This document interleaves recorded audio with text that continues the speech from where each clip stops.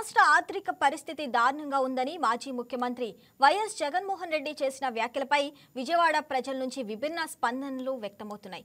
గత 5 ఏళ్ల పాలనలో ఆర్థిక వ్యవస్థ ఏ దిశగా సాగిందో, ప్రస్తుత పరిస్థితిని ఎవరు బాధ్యులనే అంశంపై ప్రజల్లో చర్చ జోరుగా నడుస్తుంది. జగన్ వ్యాఖ్యలపై విజయవాడ ప్రజలు ఏమనుకుంటున్నారో వాయిస్ ఆఫ్ ఆంధ్ర కార్యక్రమం ద్వారా తెలుసుకుందాం. ఆఫ్ ఆంధ్రాలో ఆంధ్రప్రదేశ్ ఆర్థిక పరిస్థితి దిగజారిపోయిందని మాజీ ముఖ్యమంత్రి జగన్మోహన్ రెడ్డి అన్నారు. ఆయన చేసిన వ్యాఖ్యలు చాలా వరకు తప్పని కూడా ఇక్కడున్న మామూలు సామాన్య ప్రజలు కూడా అనుకుంటున్నారు. వారి మాటల్లోనే తెలుసుకుందాం ఎలా ఉందో. సార్ నమస్తే సార్. ఏపీ ఆర్థిక పరిస్థితి చాలా దినదిన గండంగా దిగజారిపోతుందని చెప్పేసి మాజీ ముఖ్యమంత్రి జగన్మోహన్ రెడ్డి అన్నారు. ఏమంటారు సార్? ఆయన దోసుకోవడానికి ఏం అవకాశం లేక ఆ మాటలు మాట్లాడుతున్నాడు. ఆయనకి ఏంటంటే మైండ్ సరిగా లేదు. ఆయన ఇష్టం వచ్చినట్టు ఆయన మాట్లాడుతూ ఉంటాడు. దాన్ని అలుసుగా తీసుకుని మీడియా వాళ్ళు కొంతమంది దాన్ని ట్రోల్ చేస్తూ ఉన్నారు. అంతేగాని ఏం లేదు. ఆర్థిక పరిస్థితి ఇవాళ బ్రహ్మాండంగా ఉంది. ఏంటి చంద్రబాబు ఇంకా 15 ఏళ్ళు ఉంటారో ఏం దిగులు లేదు. ఎవరో దాని గురించి ఆలోచించవసరంలా. ఆయన అసలు దేనికి పనికిరాడు. ఒక మాటలో చెప్పాలంటే వేస్ట్ ఆయన. ఆర్థిక పరిస్థితి బ్రహ్మాండంగా ఉంది. ఉండబట్టే ఇన్ని పథకాలు ఇవన్నీ పేద ప్రజలకి అన్నీ అందుతున్నాయి. ఎవరు కూడా ఒక్కళ్ళు మాకు ఇది రాలేదని కంప్లైంట్ పెట్టినాడు లేరు.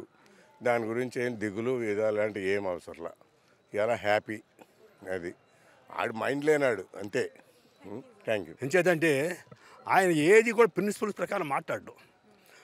ఆయన స్టాటిస్టిక్స్ కానీ ఫిగర్స్ కానీ ఉంటే ఆ ఫిగర్స్ చెబితే ఇదివరకు ఏ విధంగా ఉన్నది ఇప్పుడు ఏ విధంగా ఉన్నది కూడా అర్థమవుతుంది. ఏ ప్రిన్సిపల్స్ తీసుకున్నా సరే బేసిక్ ఏంటంటే కాన్స్టిట్యూషన్ రెగ్యులర్గా ఉండే మన ఆదాయ వ్యయాలు ఏ విధంగా ఉన్నది, తర్వాత రెవెన్యూ ఏ విధంగా పెరిగింది. రెవెన్యూ ఇదివరకు కన్నా మోర్ దాన్ 15% పెరిగింది. తర్వాత శాలరీస్ ఇవ్వగలుగుతున్నారు అనే అదే ప్రత్యక్షంగా నిదర్శనం. తర్వాత ఇదివరకన్నా ఎక్కువ సంక్షేమ కార్యక్రమం ఎక్స్ట్రాగా ఖర్చు పెట్టగలుగుతున్నారు. డబ్బు ఉంటేనే ఖర్చు పెడుతున్నారా? కాబట్టి దిగజారిపోతే ఎట్లా ఖర్చు పెడతారు? ఇంకా తర్వాత మన రెవెన్యూ కలెక్షన్స్ కూడా ట్యాక్సెస్ రూపంలో ఇదివరకన్నా చాలా ఎక్కువ వస్తుంది కాబట్టి ఖర్చు పెట్టగలుగుతున్నారు. కాబట్టి ఇక్కడ జరుగుతుందంటే ప్రతి ఖర్చును కూడా ఒక పద్ధతి ప్రకారం ప్లాన్ ప్రకారం యూస్ఫుల్ వాటికి మాత్రమే ఖర్చు పెడుతున్నారు. కాబట్టి ఆ యూస్ఫుల్ వచ్చేది వెంటనే ఫలితాలు వస్తున్నాయి. కాబట్టి ఇంకా జనాలు అనుభవిస్తున్నారు కాబట్టి ఇంకా కోరుతున్నారు. ఎప్పుడు కూడా ఒకసారి అనుభవిస్తే ఇంకా కావాలనే కోరిక సహజంగా ఉంటుంది. అటువంటి కోరికలు కలుగుతాయి. సాధ్యమైనంత వరకు మన రిసోర్సెస్ ఉన్న ప్రకారం సెంట్రల్ గవర్నమెంట్ యొక్క ఎయిడ్ కూడా ఇదివరకు కన్నా ఎక్కువ మనకు వస్తుంది. ఇదివరకు సెంట్రల్ గవర్నమెంట్ ఇచ్చినటువంటి అనేక పథకాలను కూడా వినియోగించలేని పరిస్థితి వరకు వెనక్కి వెళ్ళిపోయినాయి. అటువంటి సెంట్రల్ గవర్నమెంట్ ఇచ్చినవి కాకుండా ఎక్స్ట్రా కూడా అడిగి తీసుకుంటున్నారు.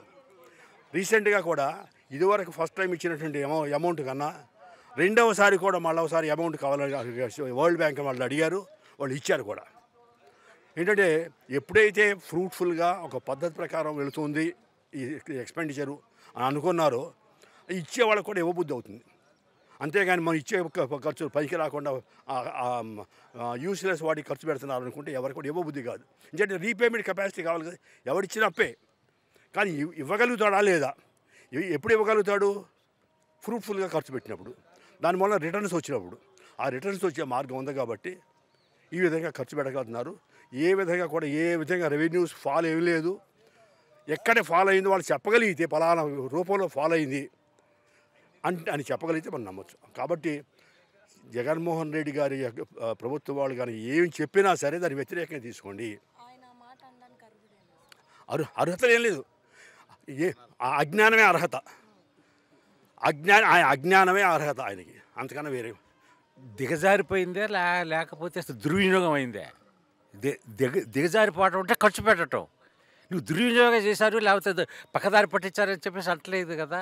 జగన్ అనే వ్యక్తి ఒకసారి కోసమే అతన్ని ప్రజలు ఆదరించారు. అసలు జగన్ని ప్రజలు మర్చిపోతున్నారు. ఇంకా మీరు టీవీ వాళ్ళు ఏదో కొంచెం మీకోసం చేసేస్తారని జగన్ అనే వ్యక్తిని మర్చిపోయారు. ఇప్పుడు ఆయన చేసిన తప్పులన్నీ కూడాను అంటే ఒక్కొక్కటి కూడా చట్టబద్ధంగా మొత్తం వాళ్ళు వెలికి తెస్తున్నారు. దాన్ని డైవర్ట్ చేసుకోవడానికి అదేంటి ఇదని చెబుతున్నారు కానీ దుర్వినియోగం అవ్వటం నీకు అసలు ఏం అవ్వట్లేదు కదా. అది ఖర్చు పెడుతున్నారు, దానికి అవుతుంది. బోల్డ్ అని పథకాలు తీసుకొచ్చి పెడుతుంటే ఎక్కడెక్కడన్నీ కూడా ఇప్పుడు అతను చేసి మొత్తం కూడా మళ్ళీ తిరగదోడి మళ్ళీ రివైవ్ చేసేసి అన్నీ చేసి పెడుతుంటే అసలు దుర్వినియోగం ఏంటి? స్టేట్ ప్రజలందరూ కూడా బ్రహ్మాండంగా వాళ్ళు హ్యాపీగా ఇంకా చేస్తున్నారు. అసలు రోజుకు ఒక విధంగా పథకాలు తీసుకొచ్చి ఎక్కడెక్కడ వాళ్ళు లక్షల కోట్లు పెట్టడానికి ఇక్కడ చేస్తుంటే ఎవరంటే జగన్ అనే వ్యక్తి. జగన్ బాగా బురదలో బూడుకుపోయాడు. అతన్ని పైకి తెగ అక్కడ తొక్కేశారు. మరి ఎప్పుడో ప్రజలు అయిపోయింది. ఆ ఒకసారి ఇంక అయిపోయింది కాబట్టి ఆ జగన్ అనే వ్యక్తి ఇక్కడ త్వరలో లేడు మన ఆంధ్రప్రదేశ్లో. సామాన్యుడి దగ్గర నుంచి కూడా అందరూ కూడా మర్చిపోయారు జగన్. ఇప్పుడు ఆర్థిక పరిస్థితి నీకు అలా ఉండాలంటే ఖర్చు పెట్టాలి కదా. నీకు దుర్వినియోగం అవుతుందని చెప్పేసి అనుమానం. ఏదన్నా చట్టం ఇంకేదైనా చట్టబద్ధం కాకుండా ఏదన్నా వాడు ఇది చేస్తారని చెప్పేసి అనుమానం. నీకు ఆ విధంగా అంటలేదు కదా, దుర్వినియోగం ఇవ్వట్లేదు కదా. ఖర్చు పెడుతున్నారు వాళ్ళు. ఖర్చు పెట్టకుండా నువ్వు అట్టుకుంటే నువ్వు ఇంట్లో అన్నం వండుగావు అనుకో, నీ అన్నం కొండ ఇదిగా ఉంటే నీకు పిల్లలు చూస్తే నీకు ఏ విధంగా ఉంటారు? నువ్వు అన్నం ఖర్చు పెట్టాలి కదా. అందుకని నువ్వు అన్నం కుండ వండి ఏ ఖర్చు పెట్టకపోతే ఎట్లా? అదేం కాదమ్మా. స్టేట్ బాగా దినదిన అభివృద్ధి చెందుతుంది. చాలా విజ్ఞానవంతులు దీంట్లో ఇప్పుడు పాటిస్తున్నారు. మొత్తం అన్ని స్టేట్స్ వాళ్ళు కూడా మన యొక్క అభివృద్ధి చూసి దాన్ని ఏ విధంగా కూడా మనం కూడా చేయాలని చెప్పి చూస్తున్నారు. కాబట్టి స్టేట్ జగన్ అనే వ్యక్తిని అసలు ఎవరూ నమ్మట్లేదు. ఆయన మీద చాలా అభియోగాలు వస్తున్నాయి. ఇంకొన్ని రోజుల్లో ఆయన్ని అరెస్ట్ చేయబోతున్నారు. దాన్ని గురించి మనుషులను డైవర్ట్ చేయడానికి చేస్తున్నారు. కానీ ఆ జగన్ అనే వ్యక్తి ఎవ్వరు కూడా ఆయన అసలు లేడు. అసలు ఎవరి మైండ్లో లేడు. అందరూ కూడా మర్చిపోయారమ్మా. జగన్ అంటూ ఒక మనిషికి ఏమి విలువలు లేవండి. విలువల గురించి ఆయన పట్టించుకోడు. ఆయనకి అసలు ఆ జాస్యం ఉండదు. అడ్డగోలు వ్యవహారం అంతా. ఇప్పుడు ప్రజాస్వామ్యంలో ప్రజల అభిష్టానం ప్రకారం ప్రజల అభివృద్ధి కోసం పనిచేయాలి. అంతేగాని ఇష్టం వచ్చినట్టు చేసేసి పంచిపెడతానికి ముఖ్యమంత్రి కావాలా? ఏమండి, ఇప్పుడు మీకు 10 కోట్లు ఇచ్చి పంచిపెట్టమంటే తలా కోటి ఇచ్చేస్తారు, అయిపోయింది, నేను పని చేశానంటారు. 1000 కోట్లు ఇచ్చినా అదే పని చేస్తారు. దానికి ముఖ్యమంత్రి అక్కర్లా, ఇంత యంత్రాంగం అక్కర్లా. కాబట్టి ఏది చేసినా ఒక పద్ధతిగా చేయాలి. ఆ పద్ధతి అనేది ఆయన దగ్గర లేదు. రూల్స్ పాటించడం కానీ, ఒక పద్ధతి ప్రకారం ప్రవర్తించడం కానీ, ఒక ఎదుటి వాళ్ళని గౌరవించడం కానీ, ఇవేవి మన సమాజంలో ఉండవలసిన లక్షణాల్లో ఏది ఆయన దగ్గర లేదు. మనం ఏ జన్మలో చేసుకున్నాం అంటే మనం అంటే మొత్తం ప్రజానీకం ఏ జన్మలో చేసుకున్న పాపం ఆయన తెచ్చి ఎత్తుని పెట్టుకున్నాం, అనుభవించాం. ఇక అది మళ్ళీ ప్రత్యక్ష నరకం, భూలోక నరకం అంటే ఇంకా ఏం రాదండి. ఇదే అయిపోయింది. అది ఇప్పుడంతా స్వర్ణయుగం. ఇక ఈ స్వర్ణయుగంలో అన్ని అభివృద్ధులే, అన్నీ మంచి పనులే జరుగుతాయి. మంచి పనులు చేసేటప్పుడు కొంచెం ఒక్కోసారి తడబడవచ్చు. చిన్న లోపాలు అంటే మీది ఒకళ్ళ దృష్టిలో లోపం అనేది నా దృష్టిలో అది కరెక్ట్ అవ్వచ్చు, కానీ మంచి పనే కాదా, అది బేసిక్ అందరూ యాక్సెప్ట్ చేస్తారు. సో రాష్ట్రం అభివృద్ధి చెందాలన్నా, మంచి పనులు జరగాలన్నా, ప్రజలు క్షేమంగా ఉండాలన్నా, సమాజంలో సుఖశాంతులు ఉండాలన్నా ఇవాళ మా మంత్రివర్గం అద్భుతంగా పనిచేస్తుంది.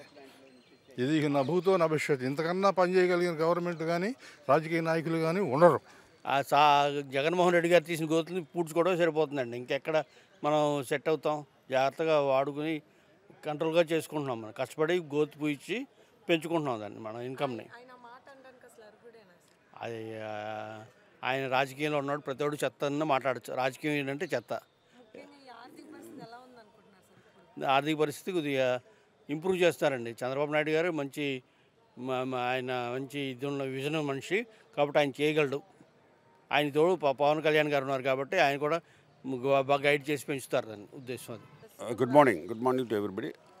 ఆర్థిక పరిస్థితి మన గవర్నమెంట్ది, మన ఆంధ్రప్రదేశ్ గవర్నమెంట్ది ఇదివరకు మనం కొత్త ప్రభుత్వం అంటే చంద్రబాబు నాయుడు గారి ప్రభుత్వం వచ్చే వరకు చాలా అధోగతిలో ఉందండి. చాలా గోతులు అయిపోయినాయి మొత్తం కూడా గవర్నమెంట్ పరిస్థితి, ఆర్థిక పరిస్థితి. ఇప్పుడు చంద్రబాబు నాయుడు గారు డబుల్ ఇంజిన్ సర్కారు ప్రోత్సాహంతో తెలుగుదేశం, జనసేన, బీజేపీ 3 కలిసి ఇవన్నీ సరిదిద్దుకుంటూ పాలన అభివృద్ధిలోకి సాగిస్తున్నారు. అదే మనం మెచ్చుకోవాల్సింది. మనందరం కూడా ఆయనకి సపోర్ట్ చేయాలి. జగన్ గారు ఏదో ఉన్నారంటే జగన్ గారు రాజకీయాలకి ఎంతవరకు ఆయన ఆయనకి అనుభవం ఉందనేది ఇప్పటికీ క్వశ్చన్ మార్క్. ఆయన అన్నారని చెప్పి మనమేమి ఇబ్బందులు పడక్కర్లేదు, రోడ్డు మీద వెళ్ళి మనం ఇలా అయిపోయింది ఇలా అయిపోయిందని మనం బాధపడక్కర్లేదండి. ఎందుకంటే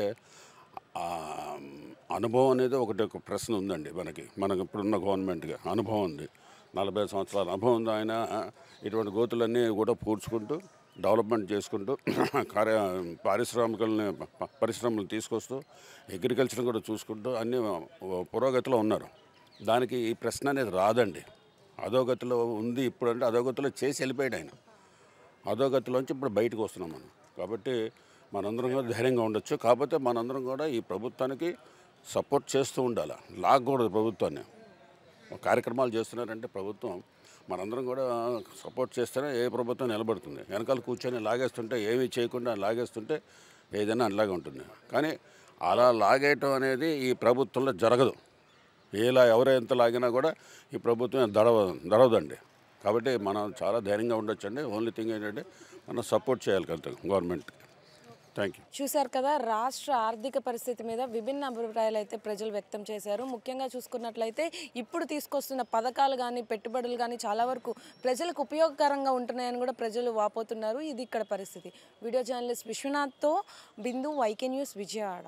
ఇది voice of Andhra. That's all for now. Keep watching YK news. ఇది తెలుగు వారి గుండె చప్పుడు.